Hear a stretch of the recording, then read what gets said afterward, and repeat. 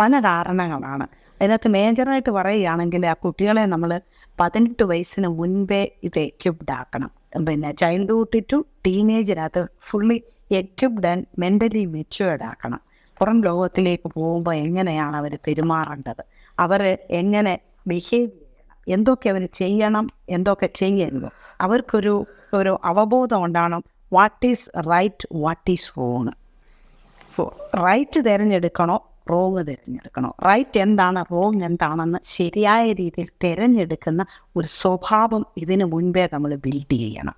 അപ്പം പൊതുവേ ഞാൻ കണ്ടിട്ടുള്ളത്, തെറ്റിപ്പോകുന്ന പിള്ളേർ എപ്പോഴും റൈറ്റിന് പകരം റോങ്ങാണ് തിരഞ്ഞെടുക്കുന്നത്. ശരിയായ രീതിയിൽ പോകുന്ന പിള്ളേർ എപ്പോഴും റൈറ്റ് തിരഞ്ഞെടുക്കും. ഇതൊരു ഡിസൈൻ ചെയ്യാനുള്ള ഒരു കപ്പാസിറ്റി കുട്ടികളിൽ നമ്മൾ ചെറുപ്പത്തിലേ ബിൽഡ് ചെയ്യണം. അല്ലാതെ നമുക്ക് പിന്നെ അവർ നമ്മുടെ സ്ഥലത്ത് 18 വയസ്സ് കഴിയുമ്പോഴത്തേന് ഈവൻ നമ്മുടെ കൂടാണെങ്കിൽ തന്നെ നമ്മുടെ കൺട്രോൾ നഷ്ടപ്പെട്ട് കഴിഞ്ഞു. 18 വയസ്സിന് ഈക്വലായി കഴിഞ്ഞു. അപ്പോൾ അതിന് മുൻപേ തന്നെ നമ്മൾ അവരെ മെൻ്റലി മെച്യൂർഡ് ആക്കണം. റൈറ്റും റോങ്ങും തിരഞ്ഞെടുക്കാനുള്ള അവരുടെ കപ്പാസിറ്റിയാണ് പിന്നെ അവരെ പ്രൊട്ടക്റ്റ് ചെയ്യുന്നത്.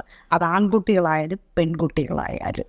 അത് പേരൻറ്റിങ്ങിൽ നിന്നും കുടുംബ അന്തരീക്ഷത്തിൽ നിന്നും ഒക്കെ സമൂഹത്തിൽ നിന്നും അവർ അതിന് മുൻപായിട്ട് അവരെ എക്യുപ്ഡ് ആക്കിയിട്ട് വേണം നമ്മൾ വിടാൻ. അതേ വിജയിക്കത്തുള്ളൂ.